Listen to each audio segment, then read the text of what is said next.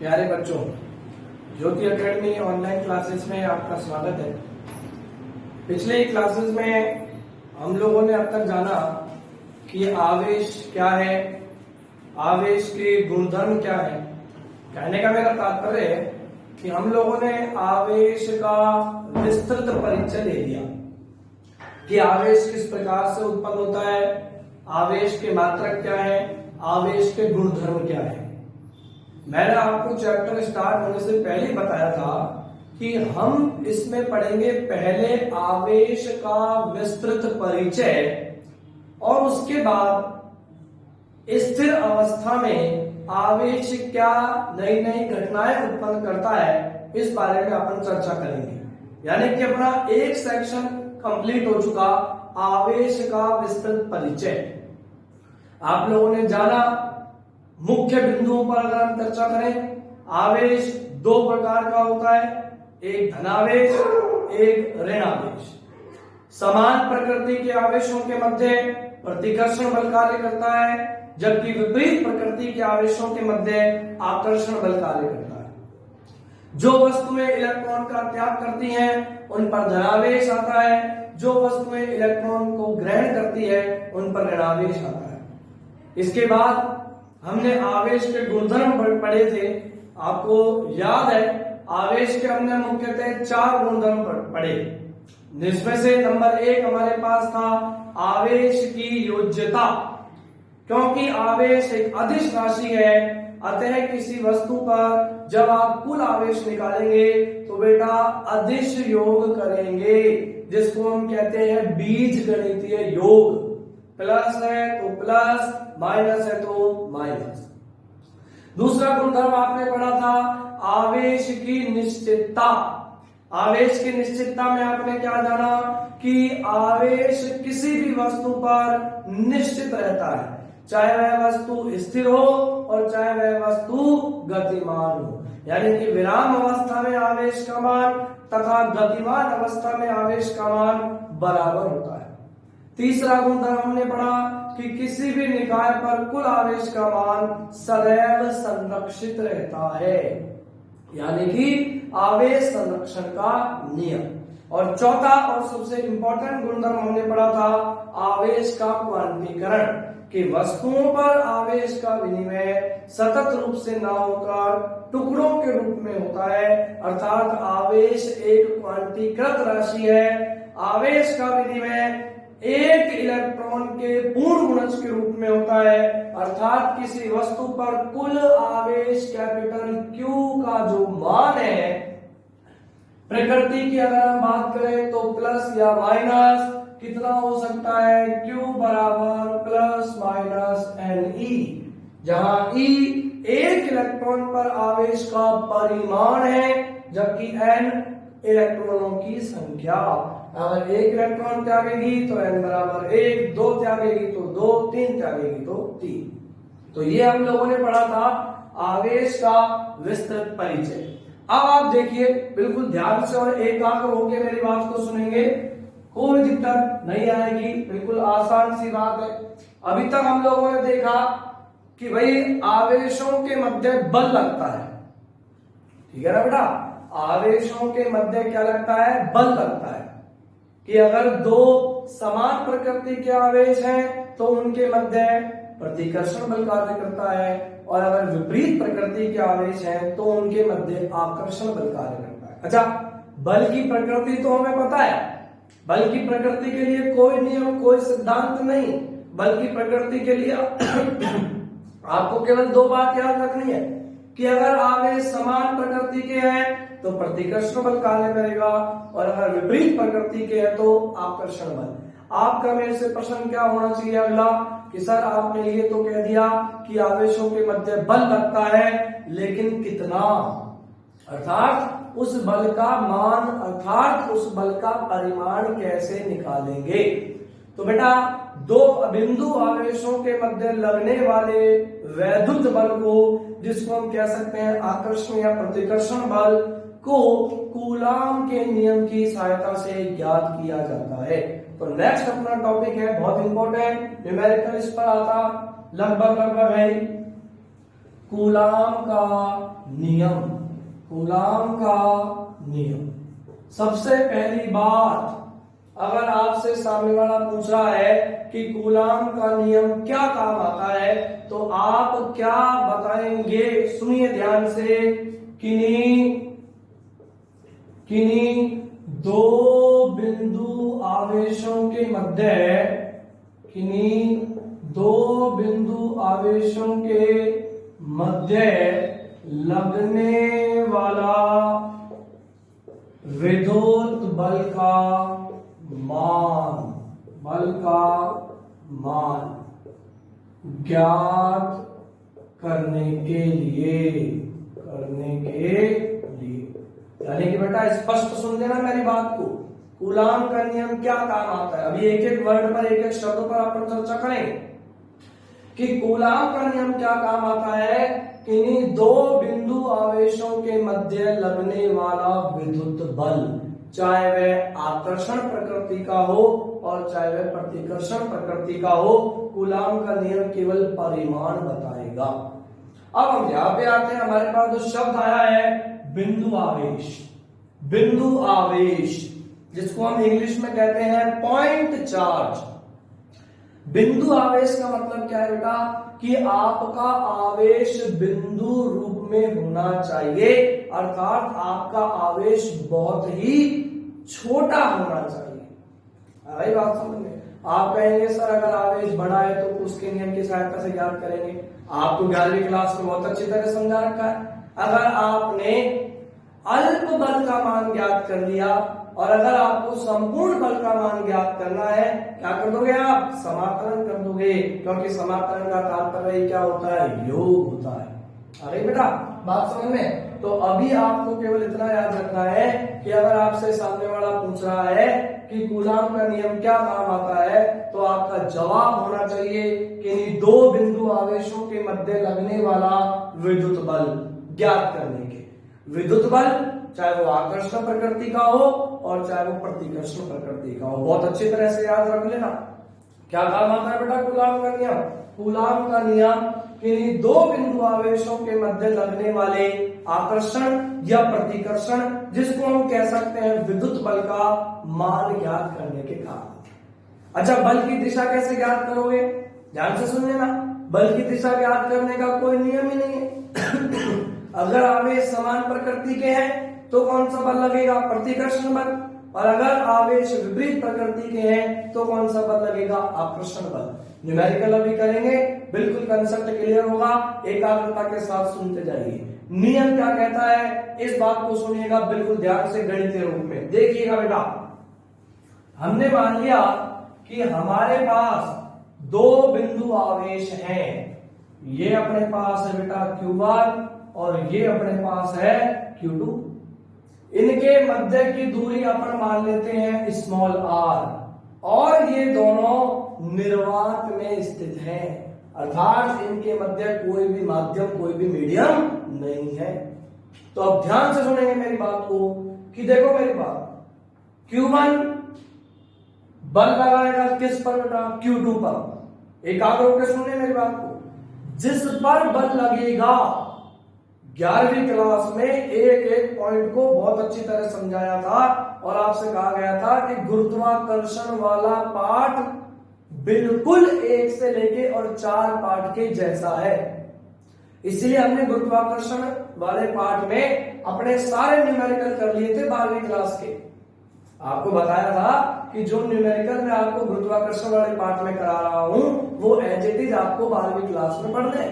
तो आप अपना 11वीं क्लास का रजिस्टर उठा लें और एक बार गुरुत्वाकर्षण वाले पार्ट को रिपीट कर ले आप, जिससे आपको इस बात है कि दोनों पार्ट एक ही है। मैं कह रहा हूं केवल और केवल टर्म्स चेंज होंगी, नियमों में कोई बदलाव नहीं है।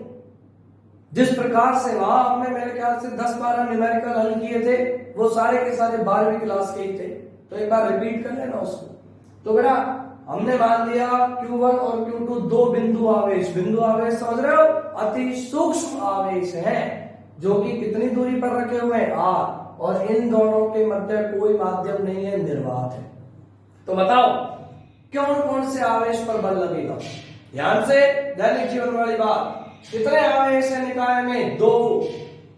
Q2 पर कौन बल लगाएगा? Q1 लगाएगा। Q1 पे कौन बल लगाएगा? Q2 लगाएगा। यानी कि Q2 आवेश पर बल कौन सा आवेश लगाएगा? Q1। बेटा जिस पर बल लगेगा गति भी वही करेगा।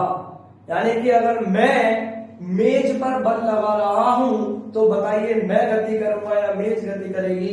मेज गति करेगी, क्योंकि जिस पर बल लगेगा गति भी वही करेगा। इसलिए बल की दिशा में आपको बिल्कुल भी गलती नहीं करनी है। सुन लेना मेरी बात को ध्यान से। अगर Q2 पर बल निकालोगे तो गति कौन करेगा? Q2 करेगा। Q1 पर लगने वाला बल निकालोगे तो कौन गति करेगा? Q1 गति करेगा। हमारे निकाय में कितने आवेश है? 2। Q2 आवेश पर बल कौन लगाएगा? Q1 लगाएगा। Q1 आवेश पर बल कौन लगाएगा? Q2 लगाएगा। हमें पहले आवेश का परिमाण निकालना है, किसके नियम की सहायता से? कूलाम के नियम की सहायता से। तो देखिए कूलाम का नियम पॉइंट नंबर 1 क्या कहता है? किन्हीं दो बिंदु आवेशों के मध्य लगने वाले विद्युत बल का मान दोनों बिंदु आवेशों के गुणनफल के समानुपाती होता है। हमने मान लिया इन दोनों के मध्य लगने वाला विद्युत बल है F। क्या कह रही है लाइन? कि विद्युत बल का मान दोनों बिंदु आवेशों के गुणनफल के समानुपाती होता है। समीकरण नंबर 1 अपन इसको दे देते हैं। अभी कथन पढ़ाएंगे अपन, अभी मैथमेटिकल रूप पढ़ रहे हैं। तो पहला पॉइंट आपके दिमाग में क्या आया? कि दो बिंदु आवेशों के मध्य लगने वाले विद्युत बल का मान दोनों आवेशों के गुणनफल के समानुपाती होता है। पॉइंट नंबर 2, किन्हीं दो बिंदु आवेशों के मध्य किन्हीं दो बिंदु आवेशों के मध्य लगने वाले विद्युत बल का मान दोनों के मध्य की दूरी के वर्ग के व्युत्क्रम अनुपाती होता है, अर्थात F समानुपाती 1/r²। समीकरण नंबर 2। समझे बेटा? क्या बोला मैं? पहला पॉइंट, किन्हीं दो बिंदु आवेशों के मध्य लगने वाले विद्युत बल का मान दोनों बिंदु आवेशों के गुणनफल के समानुपाती होता है तथा उनके मध्य की दूरी के वर्ग के व्युत्क्रमानुपाती होता है। समीकरण नंबर 1 और समीकरण नंबर 2 को जब आप कंबाइन करेंगे, समीकरण 1 व 2 से कंबाइन कीजिए, F समानुपाती Q1 Q2 अपॉन में r²। आपको पता है जब समानुपाती चिन्ह हटेगा तो समानुपाती नियतांक आएगा। F बराबर K Q1 Q2 upon r²। यहाँ K बराबर कहलाता है बेटा कूलाम नियतांक, जिसका मान होता है निर्वात के लिए 9 × 10⁹ 9। क्लियर? बहुत ही महत्वपूर्ण न्यूमेरिकल्स में काम आएगा। किन्हीं दो बिंदु आवेशों के मध्य लगने वाले विद्युत बल का मान दोनों आवेशों के गुणनफल के समानुपाती तथा उनके मध्य की दूरी के वर्ग के व्युत्क्रमानुपाती होता है। यानी कि कूलाम का नियम कहता है F बराबर K Q1 Q2 upon r²। अब देखो यहाँ पे एक समझने वाली बात, अगर आप कह रहे हो सर Q2 पर बल निकालना है, Q2 पर बल निकालना है, तो बेटा Q2 पहले आ जाएगा, Q1 बाद में आ जाएगा। अगर अपन Q2 Q1 पर निकाले तो ये आएगा, यानी कि दोनों का परिमाण तो क्या आएगा? समान आएगा। क्यों आएगा? ध्यान से सुने, चाहे Q1 Q2 को गुणा कर दूं और चाहे Q2 Q1 को गुणा कर दूं, एक ही मान आएगा। क्लियर? तो ये हमारे पास कूलाम का नियम है। क्या काम आता है कूलाम का नियम? किन्हीं दो बिंदु आवेशों के मध्य लगने वाले विद्युत बल का मान ज्ञात करने के। K यहाँ पे कूलाम नियतांक, और K का देखो दूसरा मान क्या होता है? K बराबर 1/4 pi epsilon not. Epsilon not बोलते हैं इसको। एप्सिलॉन नॉट यहाँ पे क्या है? एप्सिलॉन नॉट यहाँ पे है निर्वात की विद्युतशीलता। निर्वात की विद्युतशीलता। अगर माध्यम होगा तो माध्यम आएगा, निर्वात होगा तो निर्वात आएगा। इसका मान याद रखना है न्यूमेरिकल में 8.85 × 10⁻⁻12। मात्रक को रटना नहीं है, मात्रक पर अभी चर्चा करते हैं। तो देखिए कितनी आसान बात बेटा, जब अपन इस k का जो मान है ना 1/4πε0, जब आप ये मान रखोगे इसमें तो आपके पास k का मान आएगा 9 गुणा 10 की पावर 9। हल करके देख लेना। 1/4 पाई की जगह 3.14 रखेंगे आप, यानी कि मैं कर देता हूं 1/4 गुणा 3.14 गुणा 8.85 गुणा 10 की पावर -12 को जब आप हल करेंगे तो आपके पास आएगा 9 गुणा 10 की पावर 9। रटने की कतई आवश्यकता नहीं है, हर चीज एक दूसरे से जुड़ी हुई। क्लियर? तो ये है हमारे पास कूलाम का नियम। कूलाम का नियम क्या कहता है निर्वात के लिए? F बराबर K Q1 Q2 upon R square. अगर आप K का मान रख देते हो तो हमारे पास आ जाएगा F बराबर 1/4πε0 Q1 Q2 upon R square. ये लीजिए, और देखो कितनी आसान बात, निर्वात है तो निर्वात, माध्यम है तो माध्यम। यहां बात करेंगे, ध्यान से देखिएगा कि ये तो अपन ने बात कर ली निर्वात की, ये हमने बात कर ली किसकी? निर्वात की, क्योंकि यहाँ ε0 निर्वात की विद्युतशीलता है। ये आ जाएगा अपने पास निर्वात के लिए। और अगर दोनों बिंदु आवेशों के मध्य अपन ने कोई माध्यम रख दिया तो अपने पास बल F' मान लो या Fm मान लो। Fm का मतलब मीडियम की उपस्थिति में, और नहीं तो अपन F' मान लेते हैं। F' बराबर क्या है? देखो कोई परिवर्तन नहीं, 1/4 पाई निर्वात के लिए क्या था? ε0 या ε0, माध्यम के लिए आ जाएगा εm। m का मतलब यहाँ पे क्या है? मीडियम, माध्यम, और as it is Q1 Q2 upon R square. ये आपके लिए किसके लिए आएगा? आपके पास माध्यम के लिए। यानी कि स्पष्ट है कि कूलाम का नियम निर्वात के लिए भी लागू होता है और माध्यम के लिए भी लागू होता है। तो बताओ कथन क्या हो? कथन दोनों को सम्मिलित करके क्या बोलोगे? कूलाम के नियम अनुसार किन्हीं दो बिंदु आवेशों के मध्य लगने वाले विद्युत बल का मान दोनों बिंदु आवेशों के गुणनफल के समानुपाती तथा उनके मध्य की दूरी के वर्ग के व्युत्क्रमानुपाती होता है। अरे बेटा बात समझ में? तो इसके माध्यम से आप किन्हीं दो बिंदु आवेशों के मध्य लगने वाले विद्युत बल का मान ज्ञात कर सकते हैं। अब देखना, क्योंकि बल अपने पास सदिश राशि है, परिमाण किसने दे दिया? कूलाम के नियम ने। दिशा की बात मैंने आपसे कहा, दिशा के लिए कोई नियम नहीं है। समान प्रकृति के आवेश तो प्रतिकर्षण बल, विपरीत प्रकृति के आवेश तो आकर्षण बल। और सबसे इंपॉर्टेंट बात जो आपको जिंदगी भर याद रखनी है, क्या? जिस पर बल लगेगा गति भी वही करेगा। परिमाण तो आप निकाल ही लेंगे। अब देखो बेटा, दिशा कैसे निकलेगी न्यूमेरिकल्स के लिए ध्यान दें सभी बच्चे, कि अपने पास ये Q1 आवेश है और ये अपने पास Q2 आवेश है। आप निकाल रहे हैं क्या? गौर से सुने मेरी बात को। Q2 आवेश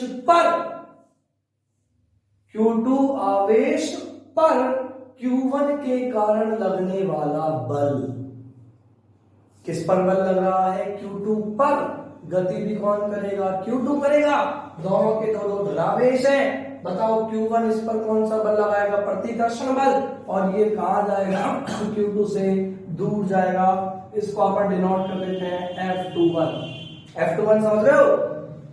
2 पर 1 के कारण लगने वाला बल। क्लियर? किस पर लग रहा है बल? Q2 पर। गति भी कौन करेगा? Q2 करेगा। Q1 आवेश Q2 पर कौन सा बल लगाएगा? प्रतिकर्षण बल। कहां जाएगा? इससे दूर जाएगा। अब यदि अपन Q1 पर लगने वाला बल निकाले, बताओ Q1 पर कौन बल लगाएगा? Q2 लगाएगा। याद आ रही होगी आपको मेरी बात, जब गुरुत्वाकर्षण में इसी प्रकार से समझाया था मैंने आपको। सारे न्यूमेरिकल कर चुके हैं अपन चैप्टर नंबर 1 के 12वीं क्लास के गुरुत्वाकर्षण में। Q1 पर कौन बल लगाएगा? Q2 लगाएगा। कौन सा बल लगाएगा? प्रतिकर्षण बल। और Q1 इससे कहा जाएगा? दूर जाएगा, जिसको अपन कह देंगे F12 वेक्टर। तो बताओ दोनों पर लगने वाले बलों की दिशाएं परस्पर कैसी आ रही हैं? विपरीत आ रही हैं। क्लियर? तो ये है हमारे पास कूलाम का नियम। अब आ जाते हैं कूलाम का नियम, बहुत ही सिंपल। बहुत ही आसान न्यूमेरिकल्स करेंगे, आप लोगों के जो भी डाउट है वो भी और आगे क्लियर होंगे। अब हम आ जाते हैं कि आप कहेंगे सर ये माध्यम की विद्युतशीलता अपन किस प्रकार से निकालें। एक हमारे पास और एक टॉपिक है पैरावैद्युतांक।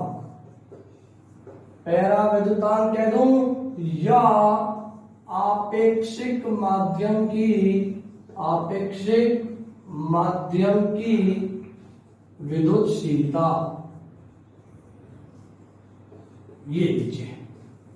अब देखो बेटा, विद्युतशीलता को अपन ने किससे डिनोट किया, किससे प्रदर्शित किया, एप्सिलॉन से। आपेक्षिक को इंग्लिश में कहते हैं रिलेटिव, इसलिए अपन इसको किससे डिनोट करेंगे, एप्सिलॉन आर से। निर्वात के लिए किससे किया था, एप्सिलॉन नॉट।